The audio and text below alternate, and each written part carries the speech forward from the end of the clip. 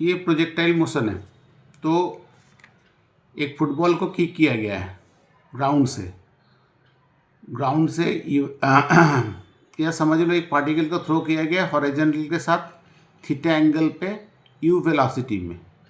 तो इसका दो कंपोनेंट आ जाएगा, एक है हॉरिजॉन्टल कंपोनेंट जो है यू कॉस थीटा, एक वर्टिकल कंपोनेंट जो है यू साइन थीटा। ठीक है, अब हमें पहले निकालना है कि मैक्सिमम हाइट ये कितना ऊपर जाएगा। तो मैक्सिमम हाइट पे इसका वर्टिकल वेलोसिटी 0 हो जाएगा। ठीक है, तो हम लोग लिख रहे हैं 0² इक्वल टू हॉरिजॉन्टल का initial velocity you sign theta, तो यू साइन थीटा होल इसका स्क्वायर माइनस 2gh हो गया। ठीक है, तो 2gh ऐसे लिख लो, फिर h आ जाएगा u² sine square theta by 2g, ये हो गया मैक्सिमम हाइट। अब टाइम ऑफ फ्लाइट निकालना है, मतलब यहाँ से इसको टोटल टाइम मैंने ग्राउंड से पूरा जाके फिर ग्राउंड पे आने के लिए कितना टाइम लगा। तो देखो ये एक्स एक्सिस है ना, तो एक्स एक्सिस से ये इसको फेंका गया है, तो एक्स एक्सिस में आ रहा है ये XY प्लेन में, तो इसका डिस्प्लेसमेंट देखो 0 हो रहा है। ठीक है, एक्स एक्सिस में इसका डिस्प्लेसमेंट पूरा 0 हो रहा है, तो वर्टिकल डिस्प्लेसमेंट टोटल 0 हो रहा है। ठीक है, तो h equal to ut plus half GT² लेने, तो वर्टिकल डिस्प्लेसमेंट इसका 0 है क्योंकि वर्टिकली इसका कोई डिस्प्लेसमेंट हुआ ही नहीं है।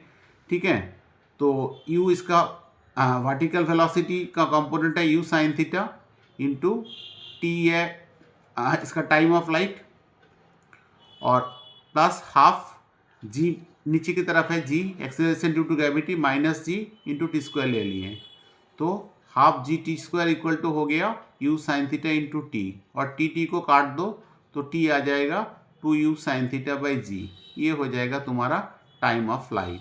ठीक है, अब रेंज निकालना है, मतलब ग्राउंड में फेंकने के बाद यहाँ से यहाँ तक जाने के लिए इसको कितना टाइम लगा, हॉरिजॉन्टली कितना डिस्टेंस ये कवर किया।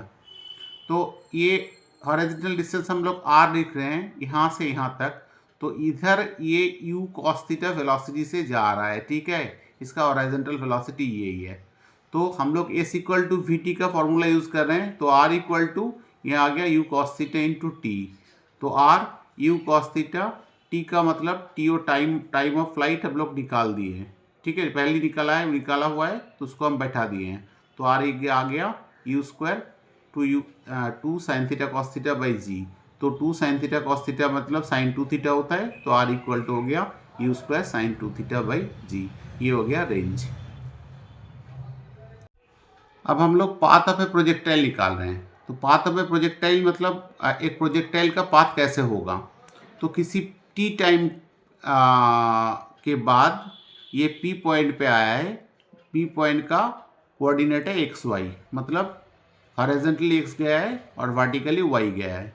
तो हॉरिजॉन्टली x गया है मतलब हॉरिजॉन्टली इसका वेलोसिटी कितना होगा, हॉरिजॉन्टली इसका वेलोसिटी है u cos थीटा, तो ये इक्वल टू vt के मार्फत x equal to u cos theta into t हो जाएगा, तो t आ जाएगा x by u cos theta. ठीक है, ये एक इक्वेशन आ गया।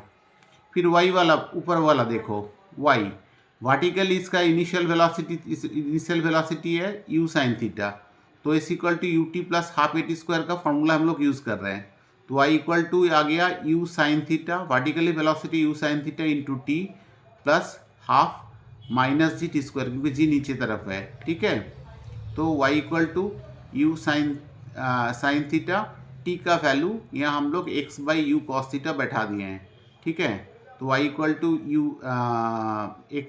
X by u cos theta आ गया, और माइनस हाफ t² का वैल्यू यहाँ भी t का वैल्यू यहाँ बैठा दिए हैं, तो आ गया y equal to u cut गया, तो x equal to y equal to आ गया x tan sine theta by cos theta मतलब टैन थीटा, और half x² u² cos square theta, तो y equal to x tan theta आ गया minus half g by u² cos 1 by cos square theta equal to sec square theta x² लिख दिए हैं।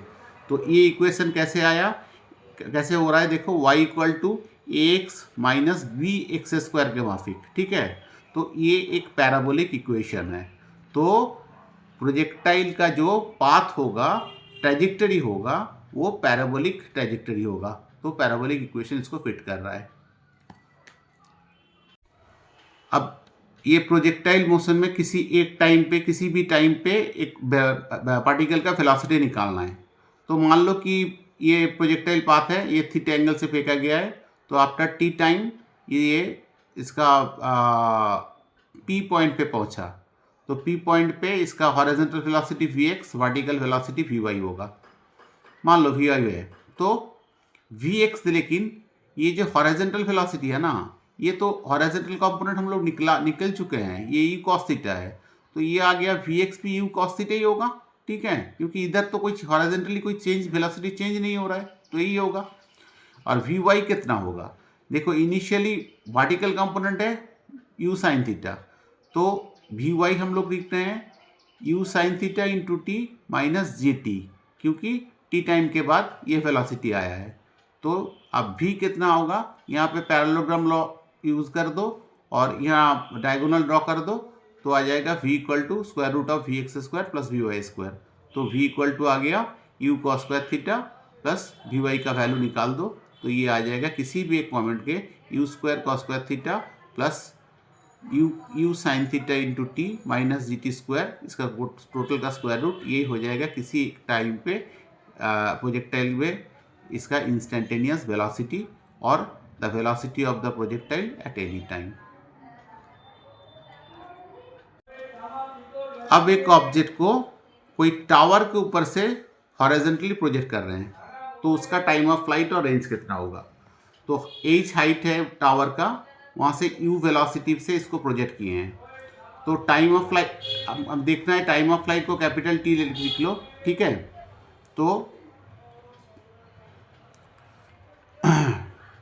यहाँ देखो वर्टिकली इसका इनिशियल वेलोसिटी है 0, क्योंकि हॉरिजॉन्टली में फेंका गया है इसको, तो वर्टिकली इसका वेलोसिटी 0 होगा, तो हम लोग h equal to 0 into t plus half g t square लिख रहे हैं। तो t आ गया half g t square equal to h आ गया, t आ गया square root of 2h by g, ये हो गया टाइम ऑफ फ्लाइट। ठीक है, टाइम ऑफ फ्लाइट। अब रेंज कितना होगा, रेंज मतलब ये रेंज इस हॉरिजॉन्टल वेलोसिटी के कारण हो रहा है। ठीक है, तो y equal to r equal to क्या होगा, s equal to v t का फॉर्म यूज़ कर रहे हैं, तो r equal to u into t time of flight. ठीक है, तो time of flight square root of 2h by g आ गया, तो रेंज आ गया u square root of 2h by g, ये हो गया रेंज।